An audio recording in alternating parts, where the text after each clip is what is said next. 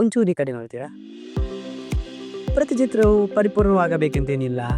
ಈ ಚಿತ್ರದಲ್ಲಿ ತುಂಬ ತಪ್ಪಿರಬಹುದು, ಆದರೆ ನನ್ನ ಪ್ರಯತ್ನ ನಾನು ಮಾಡಿದ್ದೇನೆ. ನಮಸ್ತೆ, ನಾನು ಹರಿ. ನಿಮಗೆ ಈ ಚಿತ್ರ ಇಷ್ಟ ಆದರೆ ಲೈಕ್ ಮಾಡಿ, ಶೇರ್ ಮಾಡಿ, ಕಮೆಂಟ್ ಮಾಡಿ.